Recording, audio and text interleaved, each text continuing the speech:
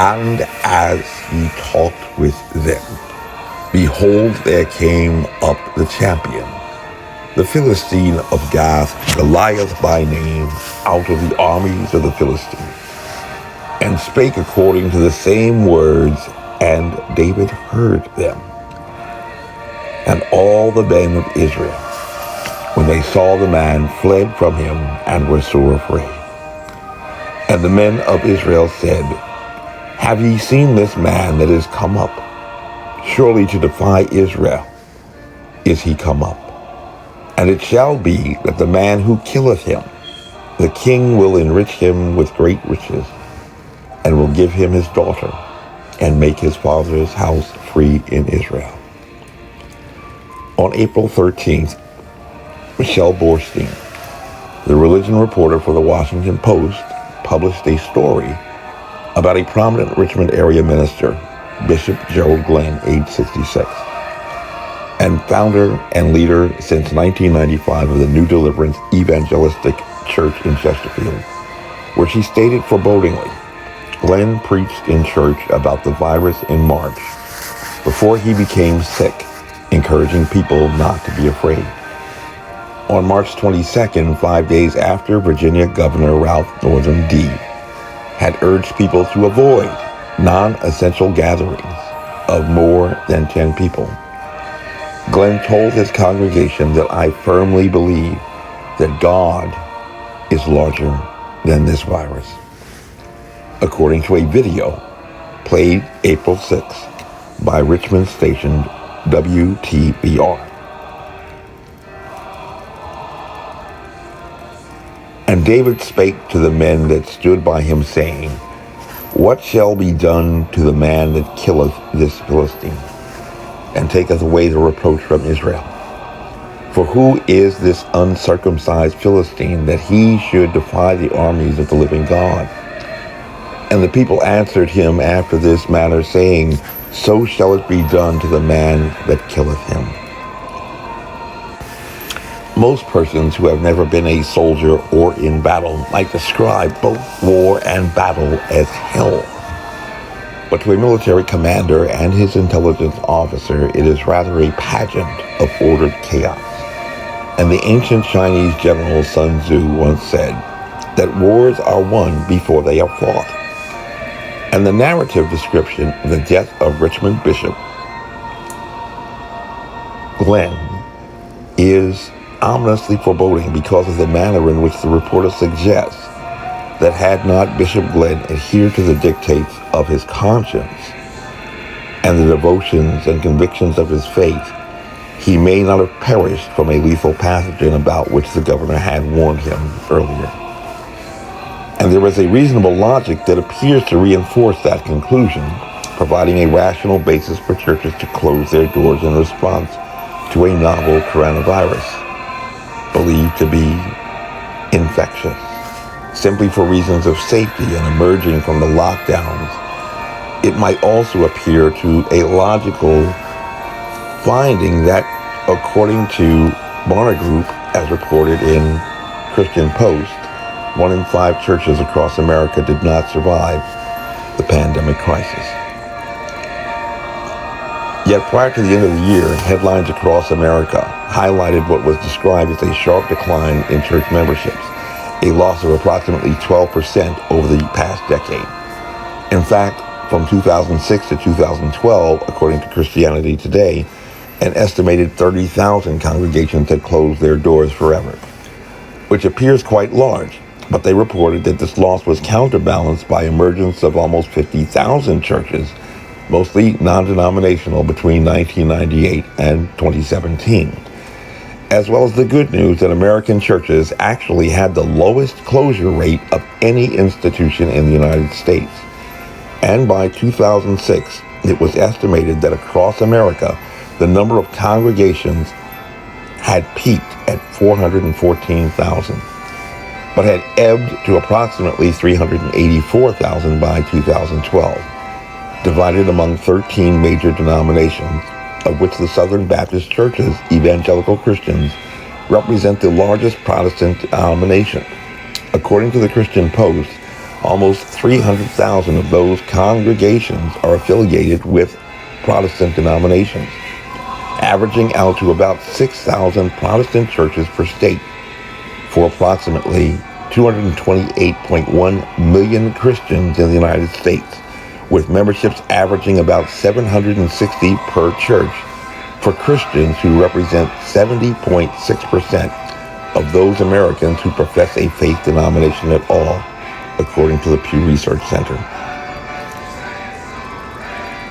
And Eliab, his eldest brother, heard when he spake unto the men, and Eliab's anger was kindled against David. And he said, Why camest thou down hither? And with whom hast thou left those few sheep in the wilderness? I know thy pride and the naughtiness of thine heart, for thou art come down that thou mightest see the battle. And David said, What have I now done? Is there not a cause? And he turned from him toward another, and spake after the same manner. And the people answered him again after the former manner. And when the words were heard which David spake, they rehearsed them before Saul, and he sent for him. And David said to Saul, Let no man's heart fail because of him. Thy servant will go and fight with this Philistine.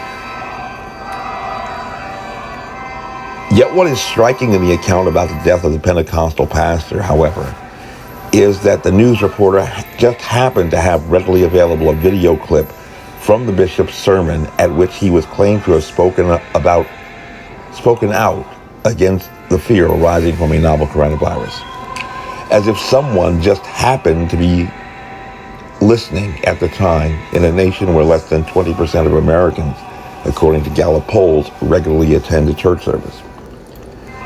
And with only approximately 60,000 Christian churches in the entire nation who had been equipped at that time with an online capability to live stream services before the pandemic, the probability that pastor's words might be available to anyone is extremely remote. And far more intriguing is the fact that at least by December of last year, it was not only known by the Pew Research Center that there were only about 60,000 of 300,000 Christian churches, or only 1/5 with a live stream capability, but also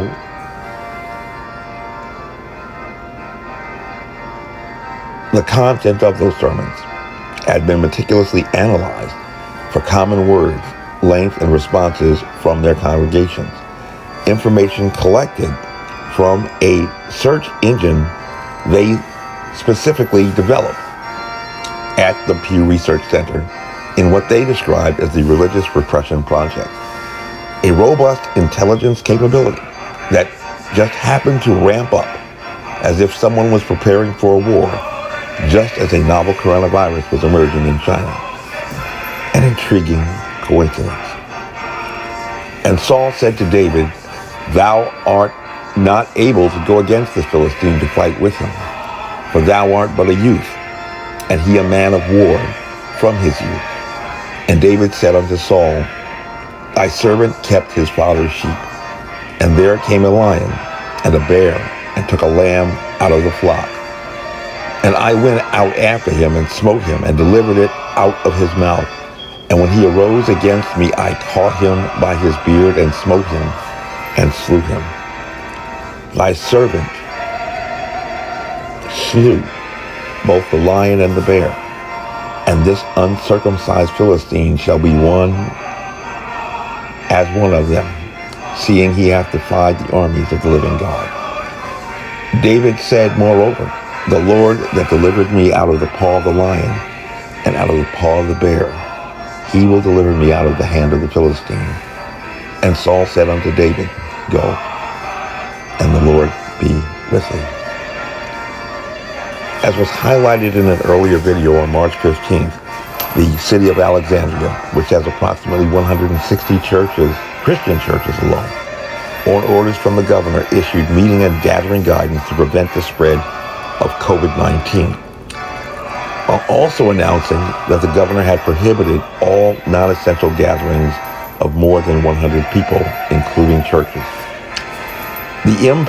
The direct impact upon churches was even more significant because despite a median average of 760 members per church nationwide, Reach Right Studios, a boutique church marketing agency, determined that 46% of churchgoers attend small churches with less than 100 members. And those churches represent about half of all of the churches in America.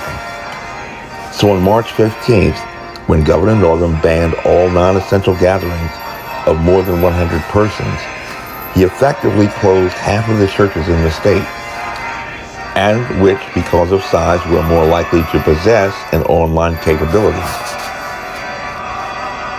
and essentially closed all churches, except for those with less than 10 members on March 17th, St. Patrick's Day.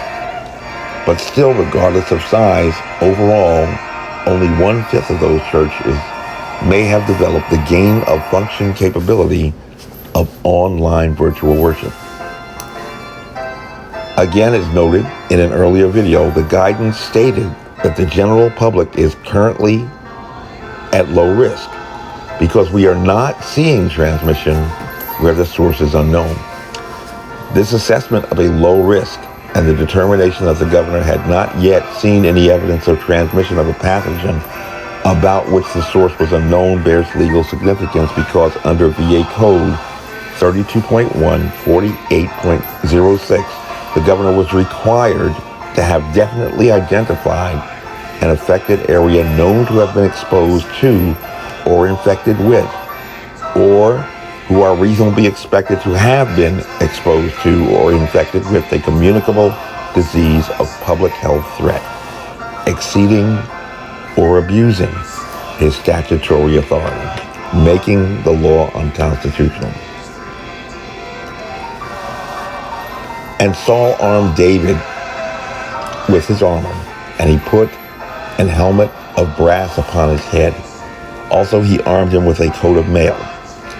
And David girded his sword upon his armor, and he essayed to go, for he had not proved it. And David said unto Saul, I cannot go with these, for I have not proved them. And David put them off him. And he took his staff in his hand, and he chose him 5 smooth stones out of the brook, and put them in a shepherd's bag which he had, even in a scrip, and his sling was in his hand, and he drew near the Philistine. So what have we learned examining these facts strategically, like an intelligence analyst would?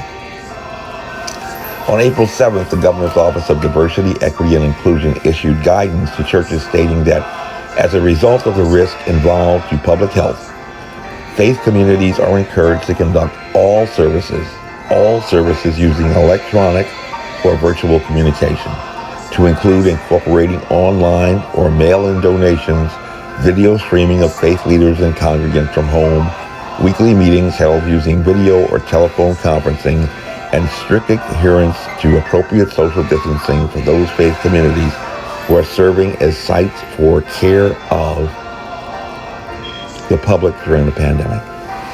A capability that they knew or should have known that only 1/5 of all churches in Virginia then possessed. It is known that by adopting virtual worship guidance, only the Christian churches became available for intelligence collection by the Pew Research Center's Religious Repression Project. And it is known that the order to close doors of the churches, which were placed in reasonable apprehension of a threat of death or grave bodily harm, the legal equivalent of extortion, under an order for which the governor lacked authority to issue, was done either recklessly or maliciously because he failed to establish that a communicable disease actually existed or actually posed a specific threat to any identifiably affected area as required by the controlling statute. And the Philistine came on and drew near unto David, and the man that bare the shield went before him. in court cases against persons of faith defending their constitutional rights to free exercise of religion or the freedom to engage in a devotional practice arising from a sincerely held faith belief. Attorney General Mark Herring, on behalf and behest of the governor, has argued that time and time again, large gatherings have provided fertile ground for transmission of this deadly virus, and in-person religious services have not been spared. Throughout the United States, churches, temples, and other places of worship where congregants sit close, take communion, share hugs and handshakes and pecks on the cheek have served as hothouses for the virus. The early spread of the virus in Washington, D.C. was linked to a priest who distributed communion before testing positive. The community, believed to be ground zero of the outbreak in New York, traced the virus's spread to a single person's attendance at a synagogue service.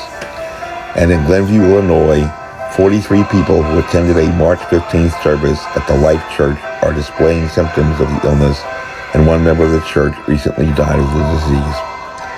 Both rural and urban communities have been impacted. When a church choir in Skagit County, Washington held an in-person practice on March 10th, the county had not yet reported any cases. 3 weeks later, however, 45 people had been diagnosed with COVID-19 or ill with the symptoms. At least 3 had been hospitalized and 2 were dead. A funeral service was likely the source of the spread in Dougherty County, Georgia, where 521 people tested positive for the virus and 30 people have died. Yet while that certainly sounds forebodingly convincing under the science, the picture that the governor and Attorney General attempt to paint in court and which appears in the press is extremely misleading. A fact most clearly illustrated by the example they recite regarding the Skagit County choir rehearsal. Ironically, one of the very cases that Virginia Tech's environmental engineering specialist, Lindsay Marr, and 238 other scientists relied upon to request that the World Health Organization modify the transmission model for the disease condition COVID-19 from being transmitted from person to person to one being primarily transmitted by aerosols, or particles measuring less than 5 microns. A theory that even now Governor Northam concedes clearly illustrates that no infected person possesses a sufficient viral load to shed in a cough, a sneeze, talking, or even singing to deliver an infectious dose to another person, especially as in the Skagit County choir rehearsal, one person with the ability simply by singing in a fellowship hall large enough to accommodate over 120 persons and a piano to infect 53 out of 61 attendees who were taking precautions during rehearsal, including the use of hand sanitizer and refraining from hugging and handshakes. As noted in an earlier video, both the Chinese and the World Health Organization found less than 5% of persons coming into contact with infected persons being infected, which is very different from measles, one of the most infectious diseases, with a 90% attack rate, or even the flu, which may have an attack rate ranging between 20 and 40%. This difference found in attack rates validates that a larger amount of virus is required to be in the breathable air to enable the pathogen to deliver an infectious dose to any person in that room, essentially creating an infectious cloud filling the room, which, if not exhaled by one infected individual, would have to be delivered by some other physical means. Measles, which requires a very low viral load because it is a highly infectious disease, to deliver an infectious dose can create such saturation in an enclosed space, can contaminate the breathable air for only up to 2 hours, and no viable samples of a novel coronavirus have been recovered in the air beyond 3 hours out. However, ironically, a weapons-grade smoke canister, as used to deploy riot agents like tear gas, has the ability to saturate the breathable air for approximately 2 hours in a space up to about 30 square meters without a single canister, without enhanced capability provided by convection currents generated by indoor ventilation systems.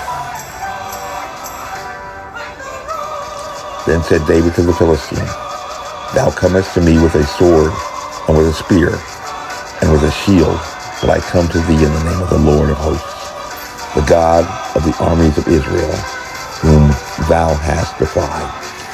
My name is Major Mike Webb, and I am running for U.S. Congress.